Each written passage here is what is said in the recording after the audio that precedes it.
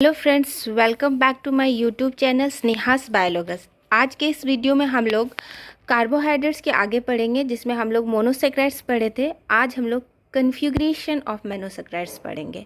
तो आखिर यहाँ सबसे पहले आप लोग जान लीजिए कि आखिर कन्फिग्रेशन का क्या मतलब होता है। कन्फिग्रेशन का सिंपली मीनिंग होता है कि उसकी आखिर संरचना क्या है, उसकी बनावट क्या है। तो हम लोग मोनोसेक्राइड्स के जितने सारे भी स्ट्रक्चर हैं कॉमनली उसका हम लोग क्या करते हैं, देखते हैं कि क्या उनका कन्फिग्रेशन है। तो हम लोग सभी जानते हैं कि हम लोग पहले भी पढ़ सके हैं कि generally all monosaccharides exist as isomers. ये भी ग्लिसरल्डिहाइड है, ये भी क्या है, ग्लिसरल्डिहाइड है। तो दोनों का आप देखिए कि मॉलिक्यूलर फॉर्मूला बिल्कुल क्या है, सेम है ना, एकदम सेम है, कहीं कम ज़्यादा नहीं है। लेकिन क्या है, अरेंजमेंट ऑफ एटम्स क्या है, सिर्फ अलग है। यहाँ देखिए राइट साइड में OH है, लेकिन यहाँ क्या है, लेफ्ट साइड में OH ग्रुप है। तो इस तरह के स्ट्रक्चर को ही हम लोग क्या कहते हैं, आइसोमर्स कहते हैं। ठीक है, तो जो मोनोसेक्राइड्स है वो आइसोमर्स शो करता है, और आइसोमर्स बहुत टाइप के होते हैं। Specially monosaccharide stereo isomers show करते हैं। इट मीन्स क्या होता है, ये ऑप्टिकल एक्टिविटी ज़्यादा शो करते हैं, ऑप्टिकल आइसोमेरिज्म शो करते हैं। ठीक है, और हम लोग पहले पढ़े थे कि क्यों शो करते हैं, तो because of the process of chiral carbon atom. और हम लोग बताए थे कि कायरल कार्बन एटम किसे कहते हैं, तो एक कार्बन जिससे 4 अलग अलग क्या है, फंक्शनल ग्रुप जुड़े रहते हैं, उसी को हम लोग कायरल कार्बन एटम कहते हैं। इसी कायरल कार्बन एटम के कारण इनका क्या होता है, 2 अलग अलग स्ट्रक्चर होता है। इसी कायरल कार्बन एटम को हम लोग एसिमेट्रिक कार्बन भी बोले थे। ठीक है, तो देखिए जनरली मोनोसेक्राइड क्या है, ग्लिसरल्डिहाइड है, आप देखिए, और ये उसका इमेज है। ठीक है, ये इसका इमेज है, जहाँ पर क्या देखिए कि OH इसमें राइट साइड था और OH इसमें क्या है, लेफ्ट साइड है। तो अगर हम इस स्ट्रक्चर को क्या ऑब्जेक्ट मान ले, तो ये उसका क्या मान लेंगे, इमेज मान लेंगे। और ये क्यों हो रहा है, क्योंकि ये कायरल कार्बन एटम के कारण हो रहा है, और ये स्ट्रक्चर क्या है, लाइट को फेस कर रहा है ये स्ट्रक्चर, और ये क्या है, इमेज बना रहा है। तो यहाँ देखिए इसका नाम हम क्या दे देते हैं, डी ग्लिसरल्डिहाइड। क्यों देते हैं, और इसका नाम एल ग्लिसरल्डिहाइड देते हैं, क्यों, तो आपको मैं बता देती हूँ कि आखिर क्या है। डी जो कैपिटल डी होता है वो स्ट्रक्चर शो करता है, और कैपिटल एल भी क्या करता है, स्ट्रक्चर को ही शो करता है। लेकिन अगर कैपिटल डी के जगह स्मॉल डी या स्मॉल एल आ जाए तो वो क्या कर रहा है, ऑप्टिकल एक्टिविटी को शो कर रहा है। सो कैपिटल डी फॉर क्या हो जाएगा, dextrorotatory, it means this figure is dextrorotatory, and small l is for the levorotatory, it means this figure is levorotatory। तो ये जो है वो स्ट्रक्चर शो करते हैं कैपिटल डी और एल, लेकिन स्मॉल डी और स्मॉल एल क्या करते हैं, ऑप्टिकल एक्टिविटी को शो करते हैं। हम लोग we have to know about the ring structures of monosaccharides. Okay, and in it we have to learn about the Fischer structure, and the second one is the Haworth projection formula. But before it, we have to know some important things. अभी तक हमने जितने monosaccharides पढ़े थे वो सारे क्या थे, ओपन चेन स्ट्रक्चर थे। चाहे हम ग्लिसरल्डिहाइड देखे, है ना, डी ग्लिसरल्डिहाइड देखे, या एल ग्लिसरल्डिहाइड देखे, राइबोज देखे, ग्लूकोज देखे, ये सारे ओपन चेन स्ट्रक्चर थे। लेकिन क्या कहता है, the open chain structure of monosaccharides do not represent their actual structure. It means it is not the actual structure.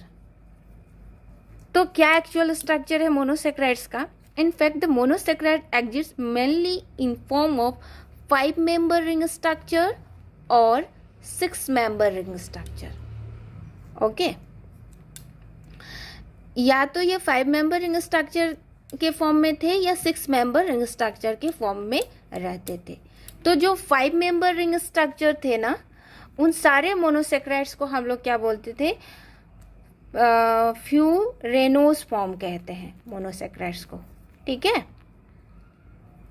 और जो 6 मेंबर रिंग स्ट्रक्चर्स मोनोसेक्राइड्स होते हैं उन सबको हम लोग पायरेनोस फॉर्म कहते हैं। Why, the 5 member ring structure monosaccharides are known as a furanose form because of the structural similarities with the furan. ये जो स्ट्रक्चर है वो किसका स्ट्रक्चर है, फ्यूरेन का स्ट्रक्चर है। तो ये 5 मेंबर रिंग स्ट्रक्चर जो भी मोनोसेक्राइड्स के थे उनका स्ट्रक्चर सिमिलर था फ्यूरेन से, इसलिए इन्हें फ्यूरेनोस फॉर्म कहते थे। And the 6 member ring structure of monosaccharides are known as a pyranose form because of the structure similarities with the pyrene. आए समझ में? अब क्या कहते हैं कि अब कौन कौन से मोनोसेक्राइड फ्यूरेनोज फॉर्म में रहते हैं, कौन कौन से मोनोसेक्राइड पायरेनोज फॉर्म में रहते हैं, वो हमको जानना है. तो वैसे मोनोसेक्राइड्स, ठीक है, जो फ्री स्टेट में रहते थे, ठीक है, वो सारे मोनोसेक्राइड्स क्या होंगे, पायरेनोज फॉर्म में होंगे. फ्री स्टेट्स वाले मोनोसेक्राइड्स क्या होंगे, पायरेनोज फॉर्म में होंगे. लेकिन कंबाइंड स्टेट वाले मोनोसेक्राइड्स क्या होंगे, फ्यूरेनोज फॉर्म में होंगे. तो कंबाइंड स्टेट्स में कौन कौन से मोनोसेक्राइड्स आते हैं, तो generally ribose, deoxy ribose, fructose, ये सारे कंबाइंड स्टेट्स में आते हैं, इसलिए फ्यूरेनोज फॉर्म में एग्जिस्ट करते हैं. और आगे हम लोग पढ़ते हैं फिशर स्ट्रक्चर और हावर्थ प्रोजेक्शन फॉर्मूला. फिशर ने मोनोसेक्राइड्स को साइक्लिक फॉर्म में रिंग स्ट्रक्चर देने की कोशिश की थी. ठीक है, तो रिंग फॉर्मेशन के कारण क्या हुआ था, आप ध्यान से देखिए. जो C1 कार्बन होता है, अगर इसमें हम काउंट करें तो C1 कार्बन 1 होगा, यहाँ 2, ठीक है, 3, 4, 5 and this one is the 6. अगर इसमें भी काउंट करें तो ये 1, 2, 3, 4, 5 and this one is the 6. तो रिंग स्ट्रक्चर फॉर्मेशन के कारण ये जो C1 कार्बन हेयर इज का C कार्बन यहाँ पर छुपा हुआ रहता है. ठीक है, तो ये C1 कार्बन जो क्या हो गया था, कायरल हो गया था रिंग स्ट्रक्चर फॉर्मेशन के कारण. तो जब रिंग स्ट्रक्चर फॉर्मेशन के कारण क्या हुआ, C1 कार्बन कायरल हो गया, तो इस कायरल कार्बन एटम के कारण भी जो रिंग स्ट्रक्चर था, जो साइक्लिक स्ट्रक्चर था, वो भी किस फॉर्म में आ गए, स्टीरियो आइसोमेरिज्म के फॉर्म में आ गए. यानी उसका भी क्या 2 डिफरेंट अरेंजमेंट हो रहा था. तो यहाँ पर आप देखिए, ये जो इमेज है, इस यहाँ C1 पोजीशन में क्या है, OH ग्रुप किस साइड है, आप देखिए तो राइट साइड है ना. लेकिन इसके ऑपोजिट जो आप देख रहे हैं, वहाँ पर OH ग्रुप किस साइड है, लेफ्ट साइड में है ना. तो इसी के कारण ये जो 2 अलग अलग फॉर्म बना, ठीक है, C1 कायरल कार्बन एटम के कारण उस अलग अलग फॉर्म को क्या बोला गया, अल्फा फॉर्म बोला गया, और दूसरे को क्या बोला गया है, बीटा फॉर्म बोला गया. क्या बोला गया, बीटा फॉर्म. सो होता है उसे अल्फा पोजीशन कहते हैं, ये जो पोजीशन है उसे हम लोग बीटा पोजीशन कहते हैं. तो चूंकि क्या है, OH अल्फा पोजीशन पे है, ये इसलिए इससे बना स्ट्रक्चर को हम अल्फा फॉर्म कहेंगे, और यहाँ बीटा पोजीशन पे है, इसलिए इससे बना स्ट्रक्चर को क्या होंगे, बीटा फॉर्म कहेंगे. ठीक है, और अल्फा फॉर्म में क्या होगा, फिर से बता दी, OH ग्रुप राइट की ओर लगे रहेंगे, और बीटा फॉर्म में क्या होगा, OH ग्रुप किधर रहेंगे, लेफ्ट की ओर लगे रहेंगे. ठीक है, तो इसी तरह के पेयर को हम लोग such pair of stereo isomerism which differ in configuration only around C1 carbon are called anomers. और इस तरह के स्टीरियो आइसोमेरिज्म को हम लोग क्या बोलते हैं, एनोमर्स. आप लोग सभी पढ़े होंगे. ठीक है, इसको हम लोग क्या कहते हैं, एनोमर्स कहते हैं. ठीक है, और इस तरह के कार्बन को फिर हम लोग क्या कहेंगे, एनोमेरिक कार्बन कहेंगे. तो यह स्ट्रक्चर दिए थे किसने, फिशर महोदय ने. इसलिए इस तरह का स्ट्रक्चर जो रिंग स्ट्रक्चर था, उसे फिशर स्ट्रक्चर कहा गया था. ठीक है, तो ये स्ट्रक्चर को हम लोग कहेंगे अल्फा डी ग्लूकोपायरेनोज, क्योंकि इसका स्ट्रक्चर सिमिलर था पायरेनोज फॉर्म के कारण, और ये ग्लूकोज का स्ट्रक्चर है, और इसे हम लोग बीटा डू ग्लूकोपायरेनोज कहेंगे. इसका स्ट्रक्चर भी सिमिलर है पायरेनोज फॉर्म के कारण. तो इस तरह ये ना. Haworth has given pyranose structure for this anomeric form of glucose given by Fischer. And this pyranose structure is known as the Haworth projection formula. Haworth में HO होगा, ठीक है, HA नहीं होगा. आप लोग ध्यान देख लीजिए, मेरे से मिस्टेक हो गया था. तो इसे ही हम लोग क्या कहते हैं, Haworth projection formula, since this formula is given by the Haworth. तो उन्होंने क्या क्या बातें इस फॉर्मूले के थ्रू रखी थी, आप पहले ये समझ लीजिए. पहले यहाँ आप ये जान लीजिए कि जैसे 1, 2 इस स्ट्रक्चर में देखिए 1, 2, 3, 4, 5, 6 है. तो अगर इसको नंबरिंग करेंगे तो यहाँ से शुरू होगा 1, ओके, 2, 3, 4, 5 और ये अगर यहाँ करना चाहेंगे तो ये 6 हो जाएगा. सेम वे यहाँ 1, 2, 3, 4, 5, ठीक है, और 6 ये हो जाएगा. तो अगर आप ये देखिए यहाँ पर 1, 2, 3, 4, 5, 6, इसमें देखिए 1 2 और 4 पोजीशन में, यानी अल्फा स्ट्रक्चर में अल्फा डी ग्लूकोपायरेनोज, ये अल्फा डी ग्लूकोपायरेनोज ही है, बस उसका रिंग स्ट्रक्चर है। ये बीटा डी ग्लूकोपायरेनोज ही है, ये भी उसका रिंग स्ट्रक्चर है। लेकिन क्या है देखिए, इसी को इन्होंने इस तरह से सजाया था, यानी 1, 2 और 4 पोजीशन पे जो OH ग्रुप थे वो सारे क्या थे, डाउन थे।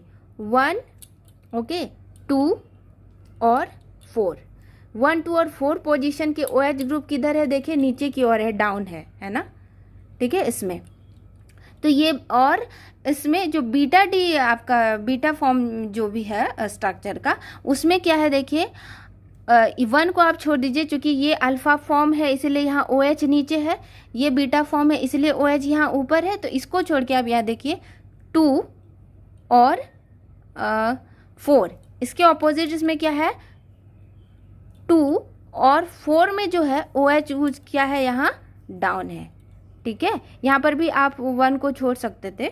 तो 2 और 4 दोनों में ही OH ग्रुप दोनों में क्या है, डाउन है। 3 नंबर पे आप देखिए दोनों में OH ग्रुप क्या है, अप है, यानी सारा स्ट्रक्चर क्या है, बिल्कुल क्या है, सिमिलर है। लेकिन यहाँ पर देखिए अल्फा, यहाँ पर OH ग्रुप क्या है, डाउन है, और यहाँ पर OH ग्रुप अप है। तो इसीलिए हम इससे क्या कह रहे हैं, अल्फा डी ग्लूकोपायरेनोज कह रहे हैं, क्योंकि अल्फा पोजीशन पे है OH ग्रुप, और इसे बीटा डी ग्लूकोपायरेनोज कहते हैं। अब बात आती है कि हावर्थ ने क्या कहा था, in monosaccharides having 6 member ring structure, O atom is written on the right side. यहाँ देखिए O एटम क्या है, राइट साइड है, दोनों में ही O एटम क्या है, राइट साइड है, ठीक है। और ये जो O था वो क्या था, farthest away from the observer. क्या है, ये जो स्ट्रक्चर डार्क स्ट्रक्चर दिया, देखिए मैंने इसे काफ़ी डार्क और मोटा किया, इसमें भी मैंने इसको काफ़ी डार्क और मोटा। According to Haworth, this dark structure is nearest to the eye और nearest to the observer, and oxygen which is written at the right side is always stay furthest away from the observer, ठीक है। यहाँ पर ये देखिए, तो यही था आपका हावर्थ। और एक इम्पॉर्टेंट बात हावर्थ ने कही थी कि ये जो CH2OH ग्रुप है ना, दोनों में आप देखिए CH2OH ग्रुप है, तो जितने सारे D सीरीज के मोनोसैकेराइड्स होंगे ना, उसमें CH2OH ग्रुप क्या होंगे, ऊपर होंगे, क्योंकि दोनों ही क्या है, D सीरीज के मोनोसैकेराइड्स है। यहाँ D ग्लूकोपायरेनोज और ये भी D ग्लूकोपायरेनोज है, इसलिए इसमें CH2OH ग्रुप क्या है, ऊपर में है। लेकिन L सीरीज के मोनोसैकेराइड्स में CH2OH ग्रुप ऊपर ना होके नीचे होता है, ठीक है। तो ये था हावर्थ प्रोजेक्शन फॉर्मूला में। एक बार और मैं अच्छे से इसको डील बता देती हूँ। Haworth has given pyranose structure for the anomeric form of glucose given by the Fischer are called Haworth projection formula, and in monosaccharides having 6 member ring structure, O atom is written on the right side farthest away from the observer, and the dark structure is nearest to the eye. CH2OH group for D series is written on the upside, but the CH2OH group for L series is written in the downside.